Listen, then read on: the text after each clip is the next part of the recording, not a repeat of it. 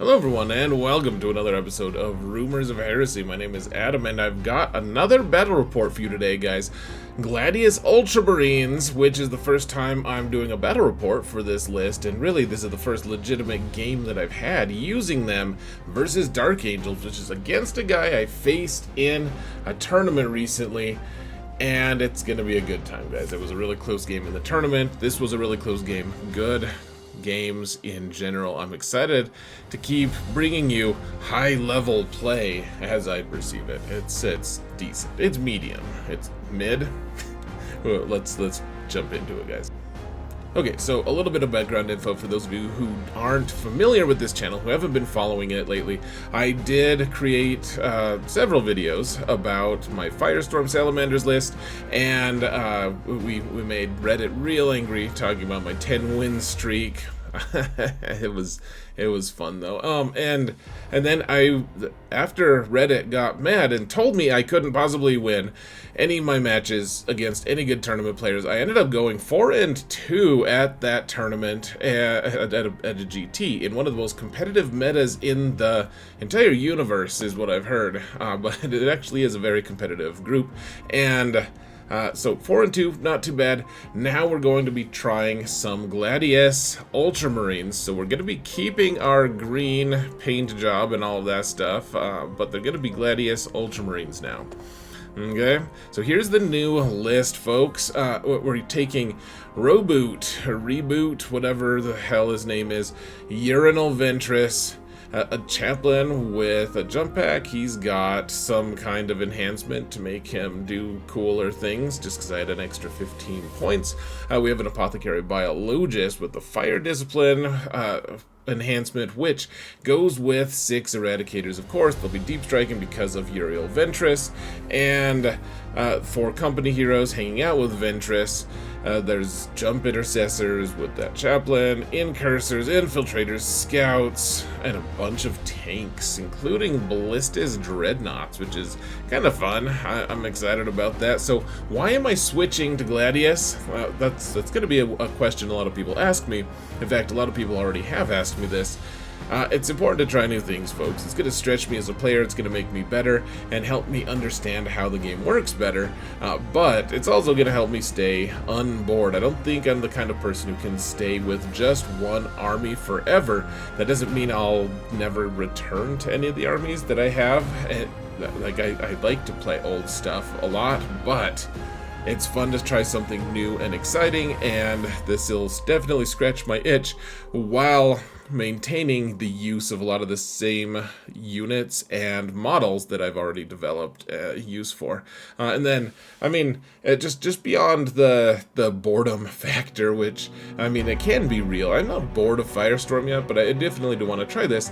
Gladius is just really flexible, guys. It's got a lot of really cool, like all of the stratagems are actually super good, really strong, powerful combinations, and as a competitive player, it's important, guys, for me to kind of just stretch my legs in that regard. I want to be able to find the best Marine army that I can and start taking down tournaments if possible. Obviously, we don't know.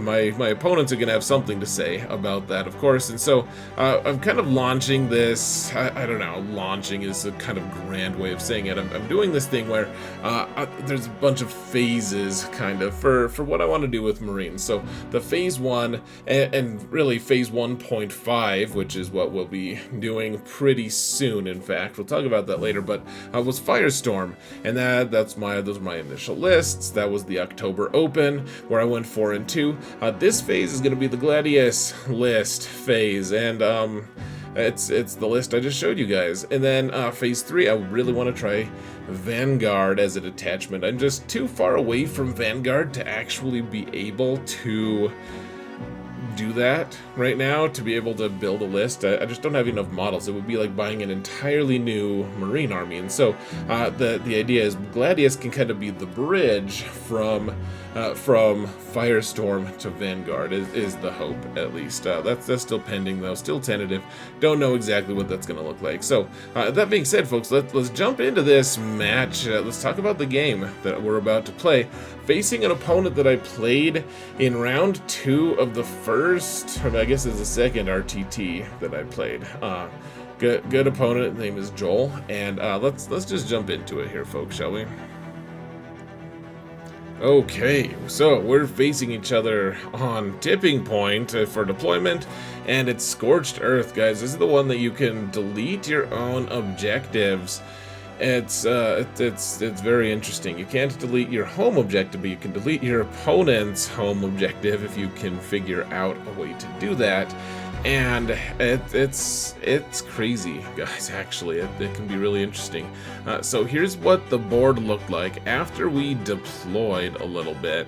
And now here are what the objectives are. The ones in the middle are the ones you can torch. And actually you can torch all of them, and you just can't delete your own. Mine is the top right hand one. You can see the little deployment zone markers that I have denoted there. So here's what my opponent has. Now, I should say, folks, my opponent's list, you're just gonna have to kind of guess a little bit. I don't know exactly what he has, his enhancements, all of that stuff. Maybe he doesn't have anything that I missed. He probably does have something that I missed. I'm just not sure. But one way or another, you can find my full list in the video description.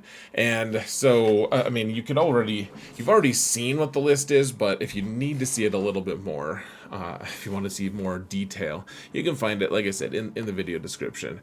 Now, my opponent placed everything except for his Deathwing Knights, and apparently Lionel Johnson can just deep strike, which is kind of fun that he can. He's a kind of a scary character, kind of a scary dude to have to deal with. The Inner Circle companions with Azrael and Judicar are pretty scary, though. They'll delete all of the Marines that I've got. The Hellblasters are especially dangerous, and you'll remember from my last time that I faced this guy, they just deleted my Land Raider really hard. It wasn't fair. It was outrageous, in fact. Here, I found the screenshot for you guys. In fact, this is what he did to me in that battle at that point. Terrible. Just unconscionable, however you say that. It was horrifying, folks. And so, yeah, it's a very... The Hellblasters are terrifying. They'll kill whatever you want. I don't have a Land Raider in this list, but they'll kill whatever of mine they target. So we got to be careful. They've got the 2 squads of Deathwing Knights and Lionel Johnson in reserves, and then lots of little action characters like the Gladius assassin. One thing I didn't show you guys in this picture, he does have a combi lieutenant hanging out, doing scouting things and just being a skirmishing a-hole, as he typically is. That Gladius assassin is frustrating. You guys will see. So lots of scary stuff. Oh, here's the trauma again. So here's my list, the Gladius Ultras. I don't know what we're gonna call it yet, guys. But you can see my opponent actually let me use a couple proxies for my Ballistus Dreadnoughts.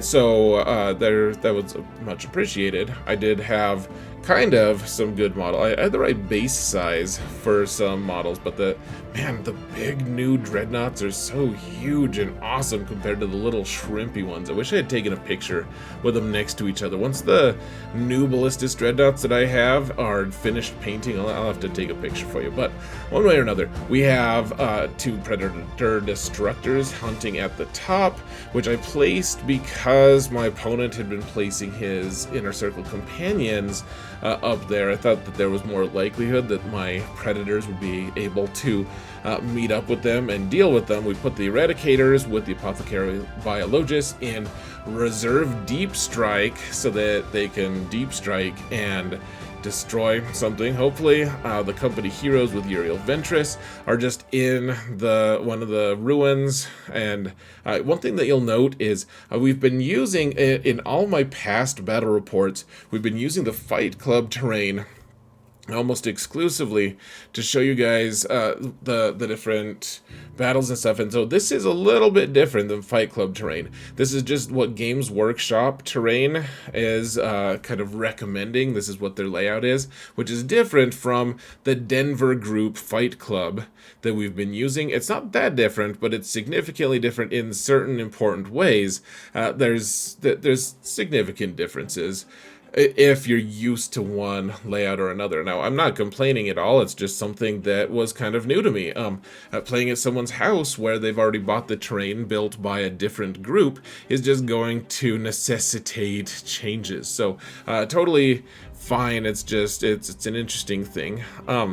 So, anyways, I was really excited to use the company heroes. It's a really fun squad, guys. The new Firestorm list actually has company heroes in it, in fact. So I'm excited to get those guys done and ready and start using them. So we also have Incursors, which you guys will see are they're actually really easy to just ignore, even though they do substantially good things. So here's what our deployment looked like before we started out.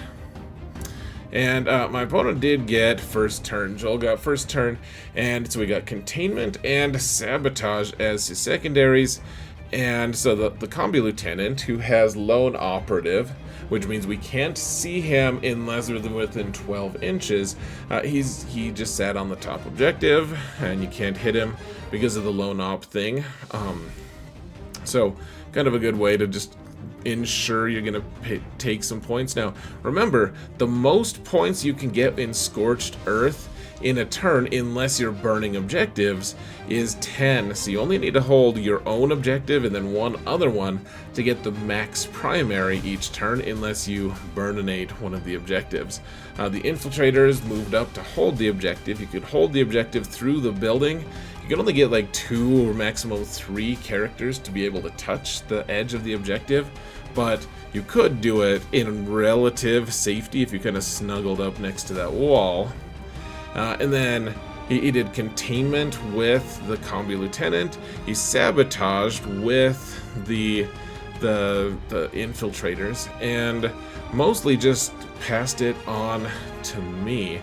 So he did actually pass his sabotage, and I'll explain it in a little bit. I mean, it's kind of a spoiler, but not too bad. He got 3 for Containment, because he didn't have anyone on the left-hand side, or right-hand side, whatever side, to be able to get that one for him. But one way or another, he's scoring a little bit here. 6, not too bad, honestly, for the start. He could have gotten 9, but Containment's a tough one to get sometimes, guys. Even it's a really good one. So I ended up getting Area Denial, which is usually on my first turn. That's like the dream one, but my opponent was camping out in the center and had just kind of laid claim to it, which meant the Area Denial was going to be tough to get. Established Locus is it's easy enough to get, but it's only worth 2 points. It's fairly lame. So let's talk about the plans for first turn, shall we? Okay, so there are just a couple basic goals that we have here. We don't want to overextend because my opponent's list is such that it'll just rip our faces clean off if we do overextend. It'll bite our noses off. Ripping faces and biting noses, probably 2 very different levels of threat there, guys. But one way or another, we need to score if we can without overextending, because everything they have is just going to delete us if we come too close, and that's the nature of this list. They don't have a lot of shooting. Those Hellblasters are scary, but otherwise there's not much shooting. But if we get in range of their charges, then we could be in trouble. They're running Gladius just like us, so they're able to get advance and charge and everything. It's a fairly scary combat army, and so their Infiltrators are doing sabotage right now, which is kind of a bait move that my opponent is giving us. If it's not really, it would be nice to be able to interrupt their sabotage, right? Like you can kind of just hurt your opponent's scoring in a huge way if you can stop them from sabotaging. It's a nice move, and those Infiltrators are actually available to do that. We have the reach to be able to charge them with a number of different units. But however, that kind of just opens ourselves to all kinds of unpleasantness.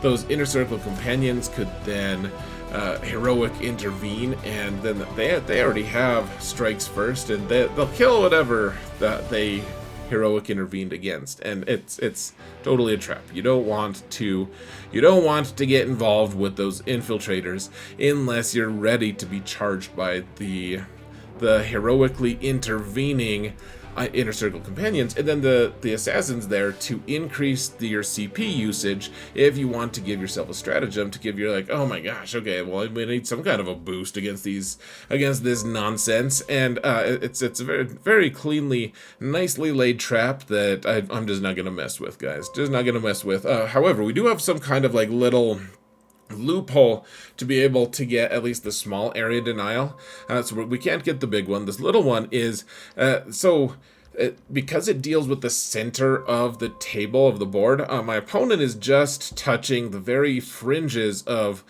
contesting the objective itself, and the objective is an area. It occupies an area of space that's like, what, 1 inch of diameter, something like that. And so, yes, he's within 3 inches of the objective. He's not within 3 inches of the center of the board itself. And so we're able to get the area denial, the small one, just by getting into within 3 inches ourselves, and my opponent isn't within 3 inches himself. So kind of a technicality that might help us a little bit.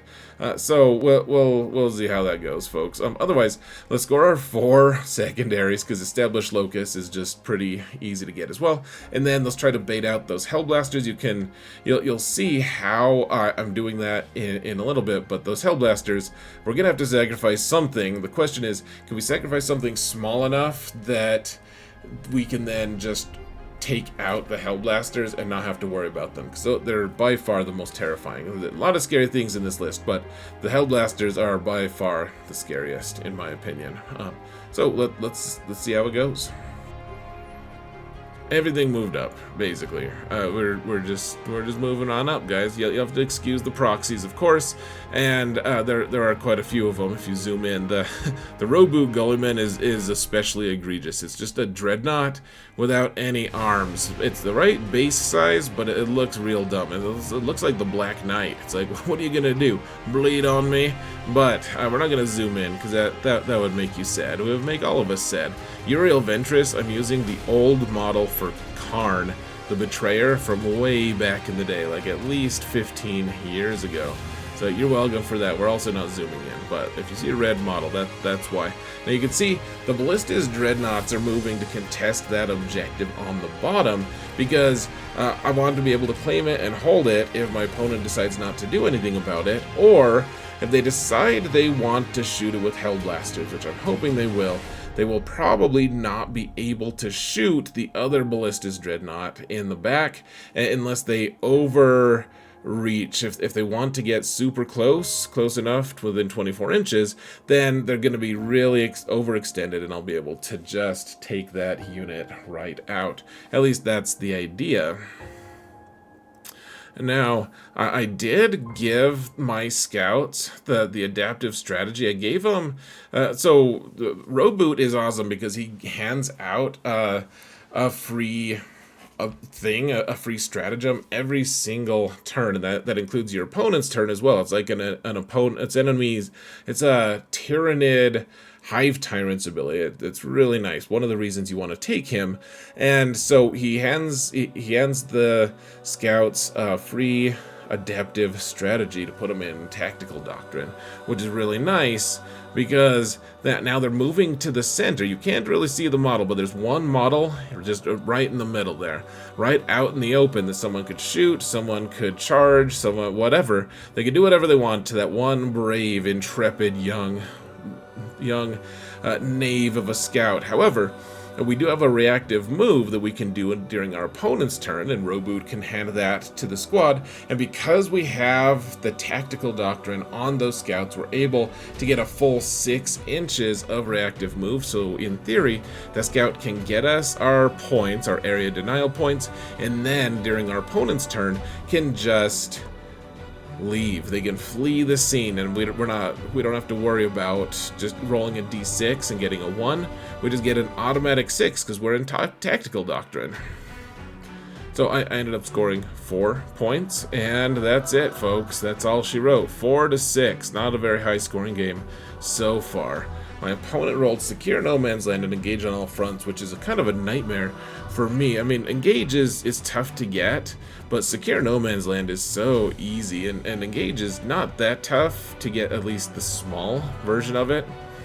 So, yeah, they scored 10, because that was the max that you can score from holding objectives, and that's basically it so far. So the Inner Circle Companions moved to get 2 guys onto the objective because they're worth 2 OC each, I believe, and so that way they're able to control that objective. And then they also moved, I think, one of the infiltrators onto the other objective while moving the Combi Lieutenant backward, because he rightly gauged that I was probably going to just move around and shoot him in the face with one of my Predators if he stayed where he was. So he's just trying to hold 2 objectives and get that Secure No Man's Land objective.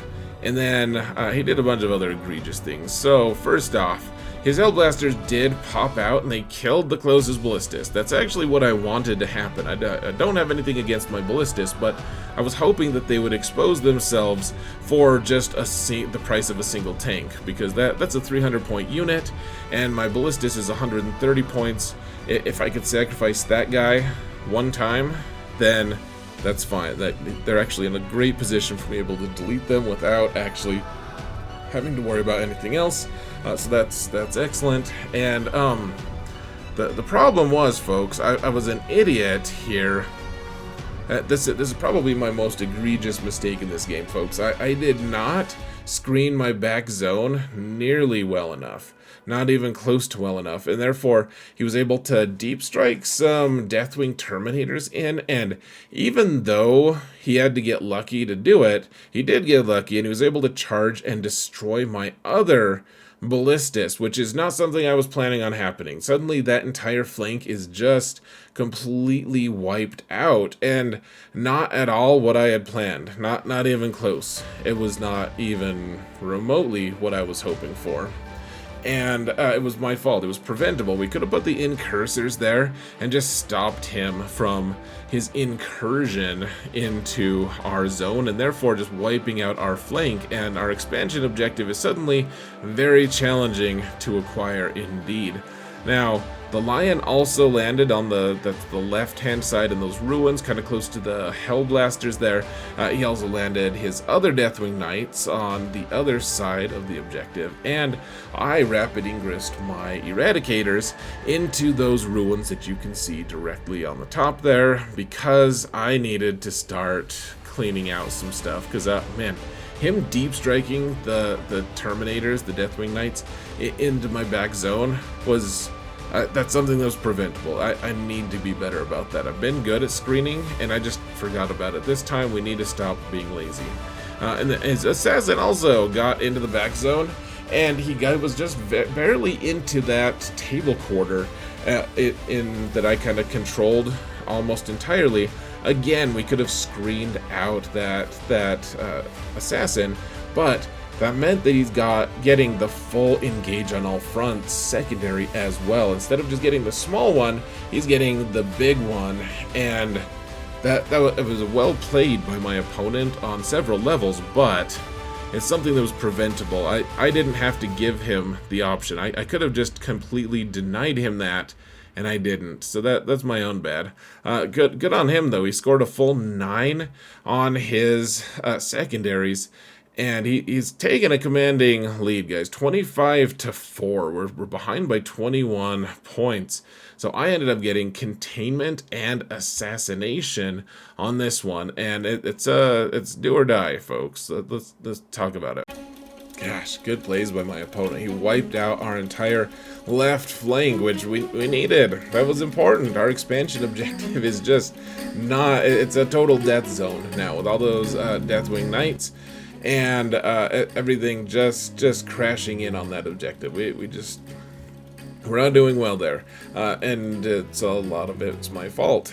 So we can't deal with those Deathwing Terminators right now. They're too thick, too resilient, and we need to deal with the center. If we don't deal with the center, everything's gonna crash down on us. He's kind of just got us by the balls, folks. There's just, our jump back intercessors don't have any good targets, because everything that they could hit are going to be striking first, like the inner circle companions, etc. We could maybe clean something up if we needed to, but we don't want to put ourselves in a position where they can then counterattack and like if we wipe one squad out and we're overexposed, then they're going to delete our one really compelling melee threat. And so we need to take out those Hellblasters. We really need to take out the Inner Circle Companions. If we can, we need to take out those the Infiltrators.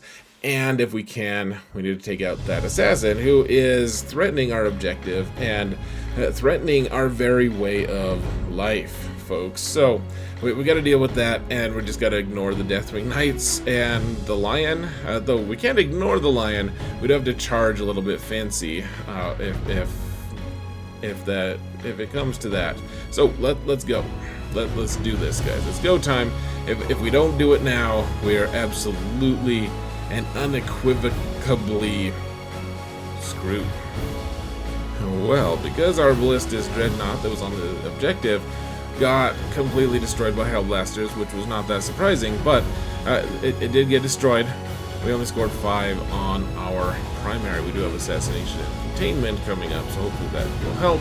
The scouts went up, then down, because they were suddenly farther than 6 inches away from our opponent. I think. Maybe I messed that up. I don't know. But one way or another, they went up, then they came out, and they decided to do containment.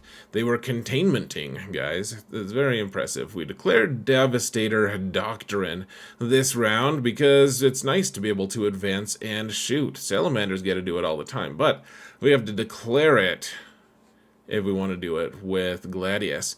So the Predators advanced up where, like past where those scouts are now, and they got line of sight to the Inner Circle Companions. We did put the moment on those Inner Circle Companions and just deleted them, guys. Autocannons are no joke when it comes to 3 wound models. It was just so nice to delete them. It really was. It felt good, guys. It was wonderful.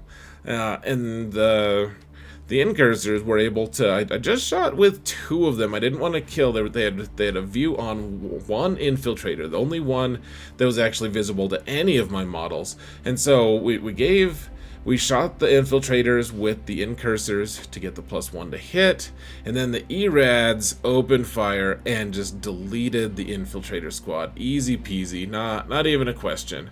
And then the Executioner, who had kind of moved away so that they would require a pretty long charge from the Terminators if they wanted to get there.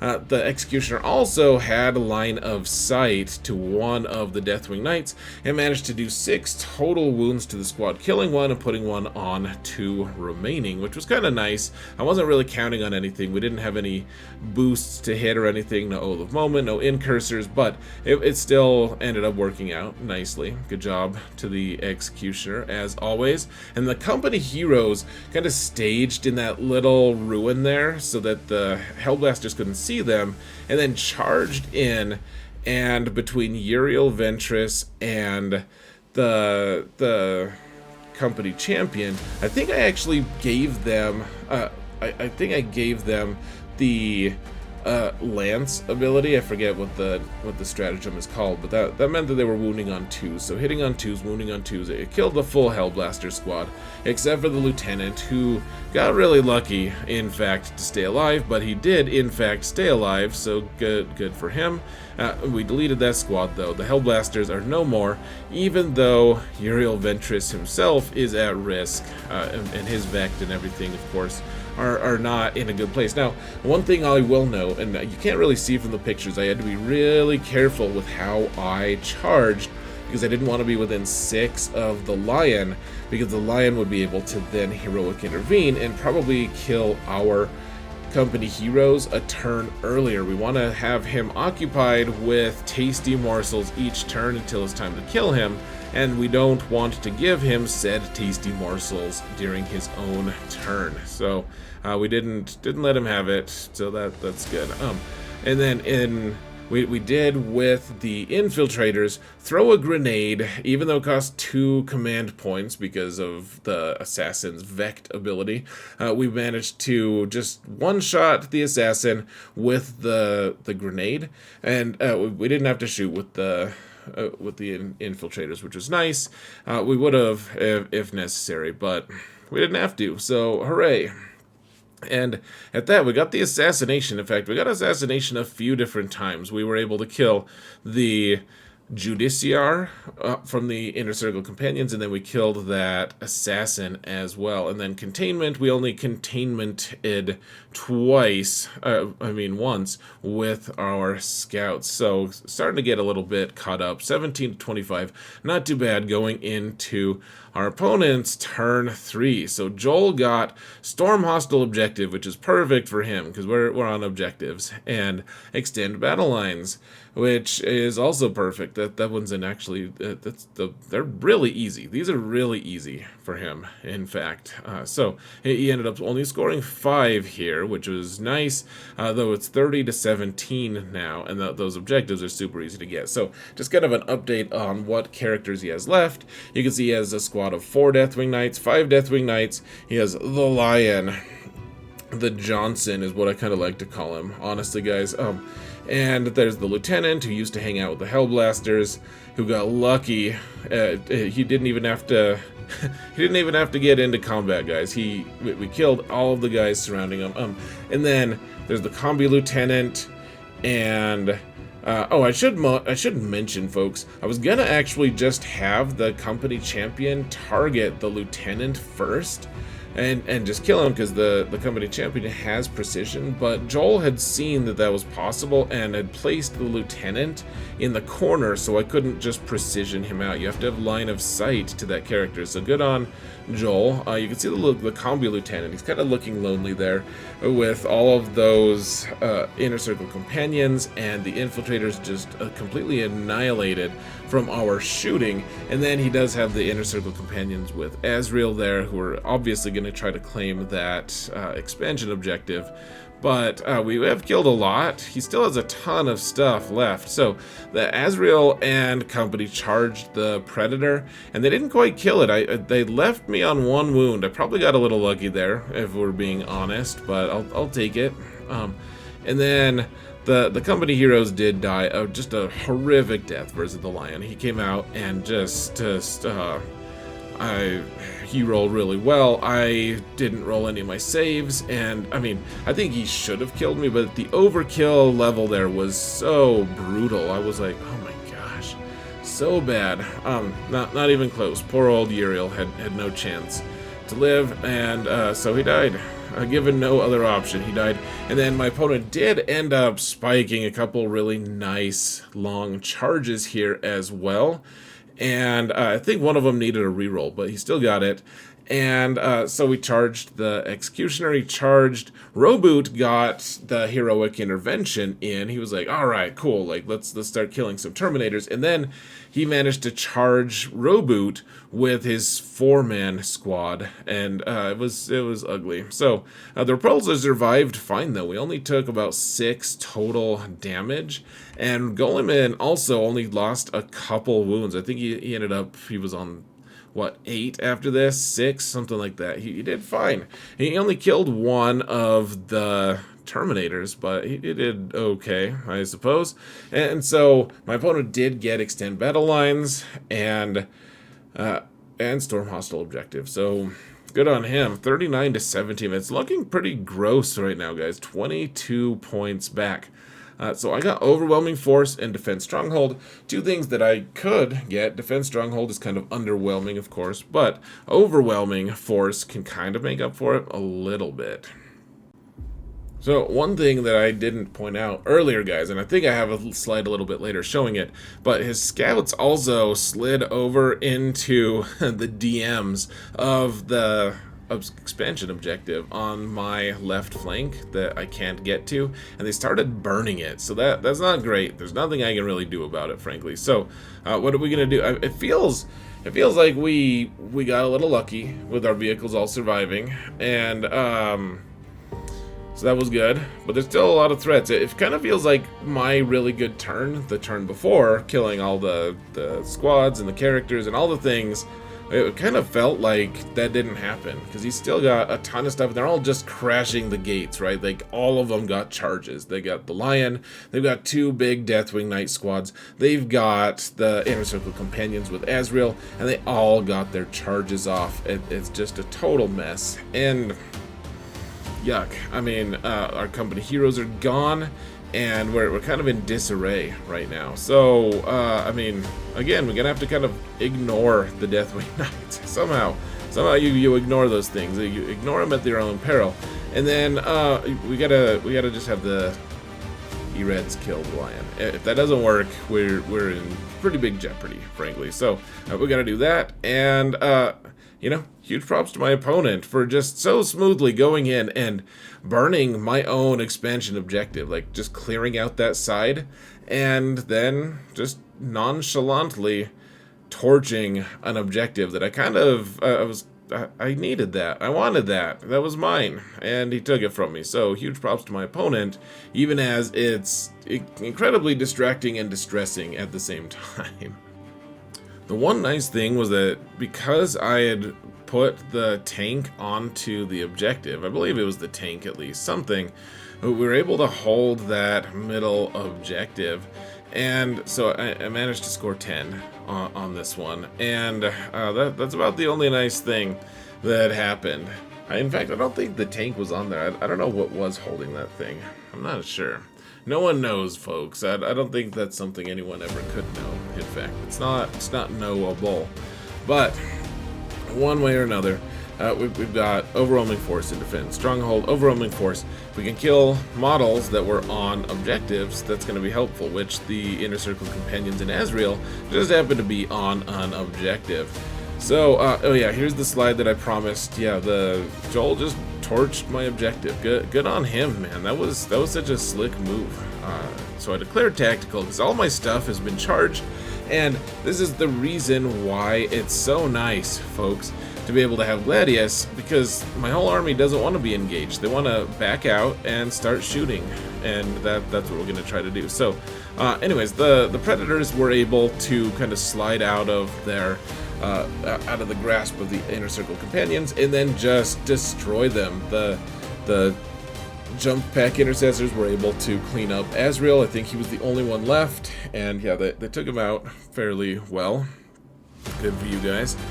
And the E-Rads shot the Lion and wounded him all 6 times, and he saved all of them. One of them he did fail, but he used a command reroll and it passed, and so that then the Executioner shot its big guns. It hit with both big guns. He saved both saves with those, and the rest of the shots that I did, I think they took out 3 total wounds with the Executioner's like 10 billion shots. So pretty good for him. The Lion is pretty good. He's still got 7 health, which is a ton. I was going to, if I could get him down to 5, I was going to try tank shocking him, because 5 is the most you can do with mortal wounds on him, and he had done his own like little reverse vect ability with the Lion instead of keeping up the immunity to, or not immunity, but the feel no pain to mortal wounds, and so that was our opportunity. We could have tank shocked him and killed him, but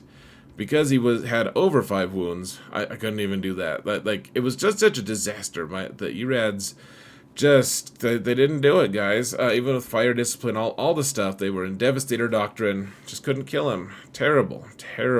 Really, seriously, a terrible situation. So Guilliman left combat, and then charged right back in, taking a few more wounds, but killed 1 more Deathwing Terminator in that squad. So there's only 2 left, and so we did score overwhelming force by killing Azrael and his squad, and Defend Stronghold is actually in question. You'll have to see how that ends up. So ended up at 32 to 39. My opponent's still ahead of us, of course, and then he scored another 10 because he burned that expansion objective and got one point or one objective in his own deployment zone. And so yeah, he ended up with Marked for Death, Established Logos, and the Lion was going to go for one of the Marked for Death units, and as he was moving, I decided to overwatch him. The Eradicators, who are still in Devastator Doctrine and still have a ton of, because he's a monster, they still reroll to hit, and any of those that hit are already lethal, and they're sustained, and so you get another hit. And it ended up, I think he had to take another 6 saves, and this time he didn't pass all of them, and he friggin' died, which was wonderful. Just the best possible results, of course. And yeah, that of course just shifted the whole match. So that one gets our corpsed marker this time, folks. Good times and good riddance to you, the Johnson. We gave the Johnson to the Johnson. Good times. The 2 Deathwing Knights, they went into the tactical doctrine, and they attacked the infiltrators. I got really lucky. In fact, they had a really good chance of being able to at least take Defense Stronghold away from us and probably not let me score on that objective, though I did hold 2 other objectives, so I would have gotten those points at least, but it would have stopped me from getting Defend Stronghold. I got really lucky, and at one point I rolled boxcars on my Feel No Pain for the final save on an infiltrator, so he ended up living with full health. I think he would have lived with just 1/6, but I did get... My son was there, my 10-year-old son, and he notices these things. He said that for my saves, I rolled well over 50% of just 6s. Just rolled a bunch of 6s on the infiltrators. So good on you, infiltrators, and that Feel No Pain, guys. Don't forget about Feel No Pain on infiltrators. It can be really clutch. So yeah, we had 3 survive and held that objective. So crazy. They actually even did a wound to one of the Deathwing Knights, so that was cool.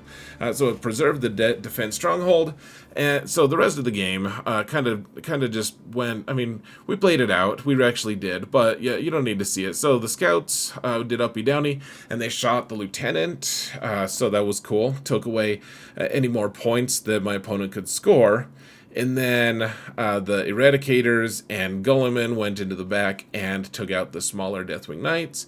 And the Jump Pack Intercessors jumped in. They got a 6 on their advance for, remember, they have a Soul Doctrine as well, so I popped that.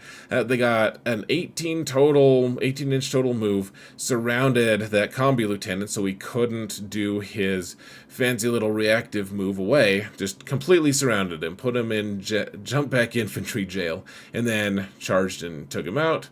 And at the end of it, we did score that. We did score the things. This is actually an old slide. So that was it. That was the last slide for the game. He didn't end up scoring any more after this. And at the end of the game, he had the Deathwing, one full Deathwing Knight squad, fully intact, still alive, and that was it. We even killed all the scouts with the Executioner, which was extremely satisfying, I have to admit. At the end of the day, we did end up getting a win, 83 to 59. I ended up beating him in secondaries even, and the primaries, obviously, we were doing pretty well. So, I mean, huge shout out to my opponent, really great guy, really good host. It was a lot of fun, and I'm sure, I mean, he played a lot of different things really well there. I think there was some elements that I got a little bit lucky in, and a couple things that, I mean, it was nice to be able to,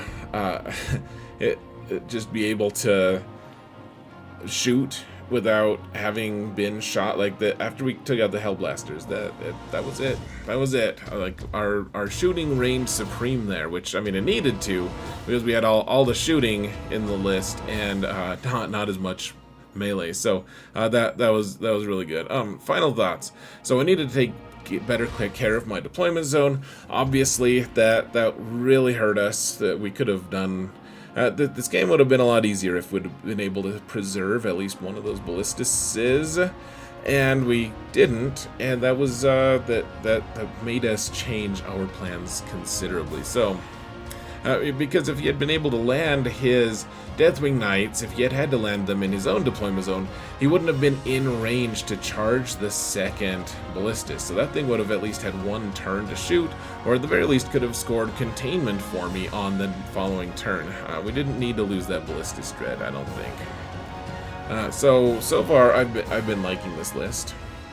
The extra range has been super nice compared to the Firestorm list, which is just basically we have a couple shots from the Executioner, and then everything else is like 18-inch range or lower, which is fine for a lot of Pariah Nexus stuff. You're not going to make use of like a 72-inch cannon or something like that, but it is nice to have some stuff that just sits there and shoots and removes things without us having to jump in and chop them up. So pretty nice. The Predators are really cool. Like the Inner Circle Companion unit is almost just custom built for those Predators to tear into. Those autocannons are ridiculous, man, in a good way. And then Eradicators, with the Fire Discipline build and with Dev Doctrines that you're hitting on, you reroll against whatever you're shooting at, usually, and you're able to get all those lethals and all the sustains on 5s.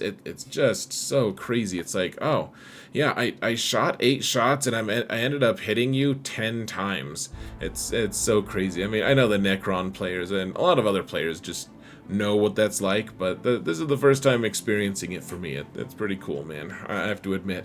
So anyways, good game to Joel. I'm sure you're gonna kick my ass next time. Good match for sure. And so what's next? We have an RTT coming up in late November, so a couple weeks from now. I've already registered for it, and the link to that event is in the video description. I think it'll be able to be linked at this point. And then we have a team tournament coming up in mid-December. I've been talking to our team. It's like the Mercenaries team. Should be interesting, and that'll be fun. I think I'll be playing Firestorm at both of those events because I don't have enough Gladius stuff painted. And then the goal is to have, during the January Open, which is the weekend right before the Las Vegas Open, which I'm not going to the LVO, to be clear. And they're sold out of tickets already, by the way, which, I mean, I wasn't going anyways, but it's crazy. I'm really interested to see how many total people ended up going. But one way or another, I'll be playing. The goal is to play Gladius at the January Open, so less than 3 months to go on that one, folks. Lots of painting to do for our Cameron, our local painting whiz. But one way or another, folks, this has been fun, and I'll be putting out, I think after this, mostly I'll be doing Firestorm battle reports for a little bit until we get the Gladius list mostly painted, at least. So anyways, let me know what your thoughts are, folks. I would love to hear from you. Like, subscribe, comment if you haven't already done that. I would really appreciate that. Helps the channel grow. And remember, folks, that if you didn't hear from me, it's probably heresy. It would be my guess. Take care, folks.